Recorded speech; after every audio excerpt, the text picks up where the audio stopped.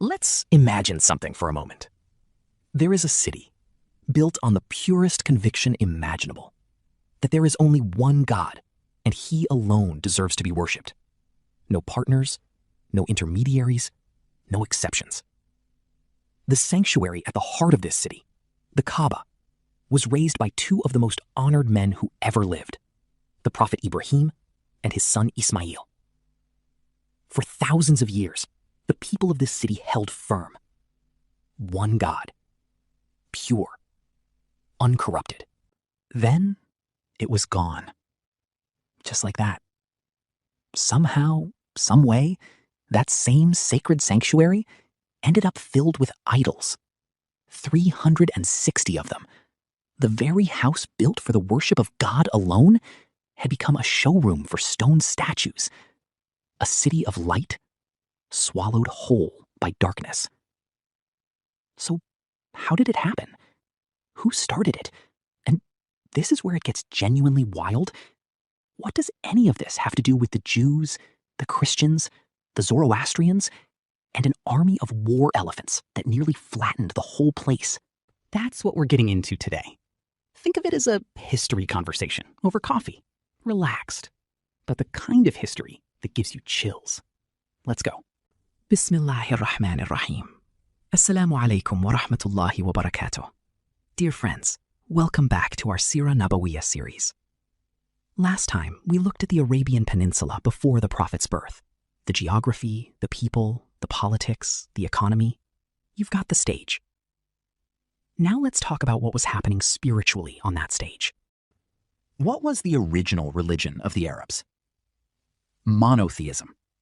Pure, unadulterated monotheism. Ibrahim and Ismail built the Kaaba with their own hands.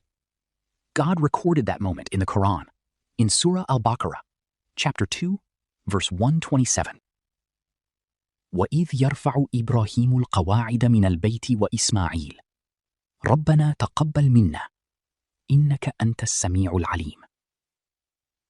And when Ibrahim was raising the foundations of the house, together with Ismail, praying, Our Lord, accept this from us. You are the all-hearing, the all-knowing. After the Kaaba was built, Ibrahim was commanded to call all of humanity to make pilgrimage there. A barren, forgotten valley suddenly became the most visited place on earth. People came from every direction. And here's the thing worth noticing. The pilgrimage, from beginning to end, is essentially one long declaration of monotheism. The moment you enter the state of pilgrimage, you recite the talbiyah. Labbaik Allahumma labbaik. Labbaik la sharika laka labbaik. Innal hamda wa ni'mata laka wal mulk. La sharika lak. Here I am, O God. Here I am. Here I am. You have no partner. Here I am. All praise, all grace, all sovereignty belong to you. You have no partner. When you walk back and forth between the hills of Safa and Marwa, retracing the steps of Hajar as she desperately searched for water for her infant son Ismail, the prayer that fills those steps is the same refrain. There is no God but God, alone, with no partner. And at the peak of the entire pilgrimage, standing at the plain of Arafah in a sea of millions, the supplication the Prophet ﷺ most recommended, repeated again and again, is La ilaha illallah, wahdahu la sharika lah, lahul mulk, wa lahul hamd, wa huwa ala kulli shay'in qadir. There is no God but God, alone, with no partner. To Him belongs all sovereignty and all praise, and He is over all things capable. Every single ritual, one message. God and God alone. God says it plainly in the Quran, Surah Al-An'am, chapter 6, verse 162. قُلْ إِنَّ صَلَاتِي وَنُسُكِي وَمَحْيَايَ وَمَمَاتِي لِلَّهِ رَبِّ الْعَالَمِينَ. Say, my prayer, my sacrifice, my life, my death, all of it belongs to God, Lord of all the worlds. This was the foundation.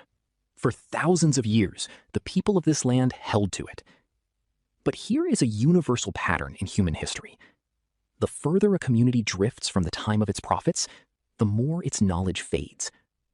Scholars die, generations forget, and what was once pure becomes diluted. What's striking and painful is that it was actually the Levant that fell first. The land of prophets. The land where Musa, Dawood, Suleiman, Zechariah, Yahya, and Isa were sent.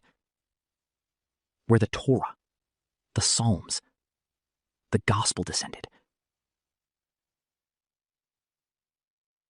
The people of that land turned to idols before the Arabs did. And it was a trading trip to that very region that set off the chain of events that changed Arabia forever. A man from Makkah traveled to the Levant for business. While he was there, he saw the locals worshipping idols. And instead of being disturbed, he thought, these people are the inheritors of the prophets. If they're doing this, it must be something good. That's the moment. That's where it entered. His name was Amr ibn Luhay al-Khuzai. He wasn't a nobody. He was the chief of the Khuza'a tribe. Generous, respected, the kind of man that whole communities looked up to. When he returned from his journey, he brought with him an idol called Hubal and placed it inside the Kaaba, the very house built for the worship of God alone, now defiled with a statue. Then he campaigned to the people of Makkah. Worship this.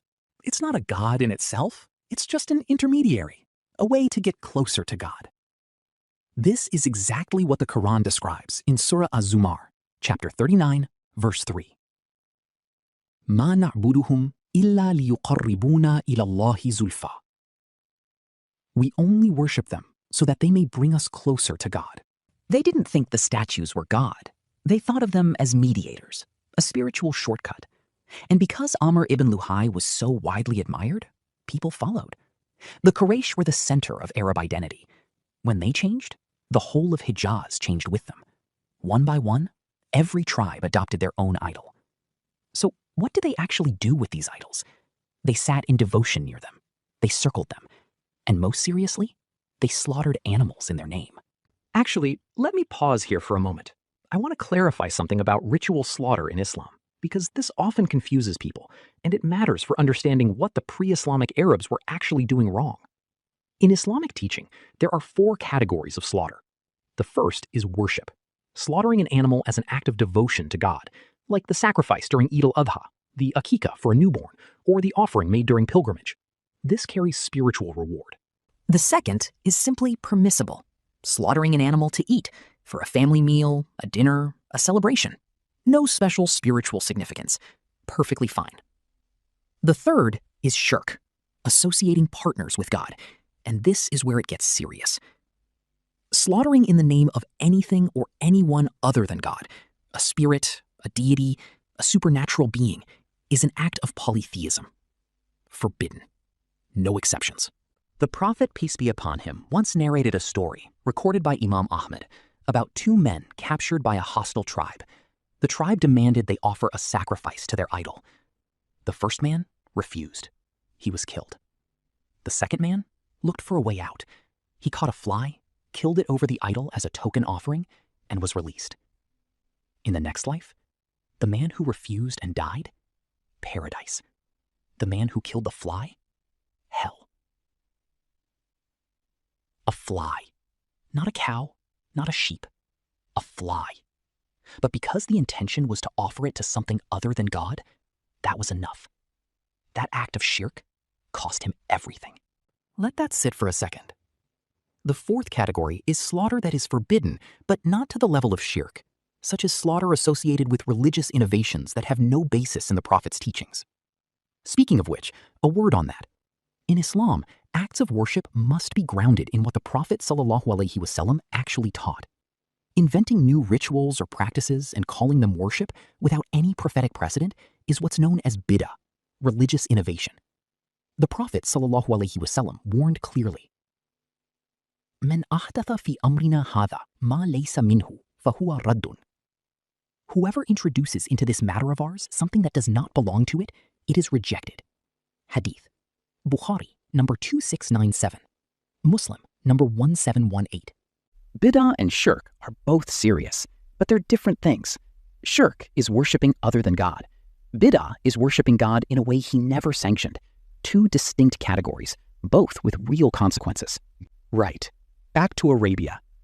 What the pre-Islamic Arabs were doing with their idols falls squarely in that third category, shirk, slaughter offered to stone. And so, from a foundation of pure monotheism, the majority of Arabia slipped into idol worship, all because one charismatic, respected man brought home a statue and gave people a comforting story about it. But idol worship wasn't the only religion on the peninsula. Several others had made their way in, each with its own backstory. Judaism. How did a Jewish community end up in Arabia? Displacement. Long before the time of Jesus, the Babylonians conquered Palestine. The Jewish people scattered. Some of them made their way to Yathrib, the city we now call Medina. Why Medina specifically? Because in their scriptures, they had read of a final prophet who would emerge in a land of date palms. They wanted to be there when he arrived. They settled, raised families, took on Arab names, but held fiercely to their ethnic and religious identity. In Medina, 3 major Jewish tribes established themselves: Banu Kainuka, Banu Nadir, and Banu Qurayza. There were also Jewish communities in Yemen. At one point, they even established a kingdom there, the Himyarite kingdom. Its most infamous ruler was a man of dangerous fanaticism named Dhu Nuwas. He despised the Christian community in Najran, a region of Yemen. So he had an enormous trench dug, filled it with fire, and gave the Christians of Najran an ultimatum: renounce your faith or burn. They didn't renounce it. He threw them in, alive. Mothers holding babies included. God immortalized this atrocity in the Quran, in Surah Al-Buruj, chapter 85, verses 4 through 7. قُتِلَ أَصْحَابُ الْأُخْدُودِ النَّارِ ذَاتِ الْوَقُودِ إِذْ هُمْ عَلَيْهَا قُعُودٌ وَهُمْ عَلَى مَا يَفْعَلُونَ بِالْمُؤْمِنِينَ شُهُودٌ. Destroyed were the makers of the trench, of the fire full of fuel, as they sat over it, watching what they did to the believers. One of the darkest chapters in recorded human history. Word reached the Christian Roman emperor in the Levant. He was furious, but sending troops from Syria all the way to Yemen was logistically impossible. The distance, the terrain, the supply lines would have broken any campaign before it arrived. So he sent word to the nearest Christian allied kingdom, Abyssinia, modern-day Ethiopia. The Abyssinian king, known by the title Negus, dispatched a large army under the command of a general named Abraha. They crossed the Red Sea, landed in Yemen, and dismantled the Himyarite kingdom. Dhu Nuwas was killed. Abraha didn't go home. He stayed. He became the ruler of Yemen. From his new position of power, he watched the Arabs make their annual pilgrimage to the Kaaba in Makkah, circling it, venerating it, calling it the most sacred place on earth. Abraha wanted that. He built an enormous cathedral in Yemen called Al-Kulais, plated with gold, and commanded the Arabs to redirect their pilgrimage there instead of to Makkah. The Arabs refused outright. Someone was so offended, they snuck into the cathedral one night and desecrated it. Abraha was livid. He assembled his forces, a massive army with war elephants at the front, and marched toward Makkah. One objective: destroy the Kaaba. Now, I want to ask you something. What year do you think this happened? The same year Abraha's army was destroyed at the gates of Makkah? That exact year, the Prophet Muhammad sallallahu alaihi wasallam was born. Not a year before, not a year after. The same year. God protected his house, and in the very same year, he sent into the world the last of his messengers. How was Abraha's army stopped? God sent what the Quran describes as Tayran Ababil. Ababil isn't actually the name of a species of bird. It's a descriptive word, meaning in swarms or wave upon wave. So birds arriving in massive, relentless formations, carrying stones of baked clay, dropping them with devastating precision on the army below. The soldiers were left like chewed up, discarded leaves. Surah Al-Fil, chapter 105, verse 3. وَأَرْسَلَ عَلَيْهِمْ طَيْرًا أَبَابِيلَ. and he sent against them birds in swarms. Beyond Judaism and Christianity, there was also Zoroastrianism, the religion of fire worship that originated in Persia. Because the eastern coast of the Arabian Peninsula borders the Persian Gulf, communities along that coastline had significant Zoroastrian populations. Regions like Hajar and Bahrain were among them. And finally, there was a small minority known as the Sabians, worshippers of stars and celestial bodies.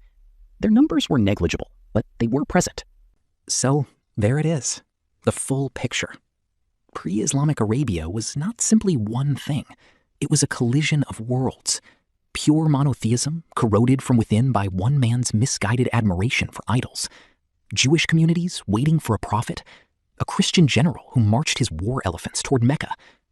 Zoroastrian fire worshippers along the Persian coast. All of it coexisting. All of it in the dark. And it was into this darkness, thick, layered, seemingly without exit, that God chose to send a child. An orphan, no less. A man who would become, in the words of the Quran itself, a mercy to all the worlds. That man was the Prophet Muhammad, sallallahu alaihi wasallam. Next time, God willing, we'll trace his lineage from his father Abdullah back through Abdul Muttalib, Hashim, Abd Manaf, Qushay, all the way up to Ibrahim. Every name in that chain carries a story. Don't miss it. That's all for today. I hope there was something in this worth carrying with you. Subhanakallahumma wa bihamdika. Ashhadu an la ilaha illa anta. Astaghfiruka wa atubu ilayk. Wassalamu alaikum wa rahmatullahi wa barakatuh.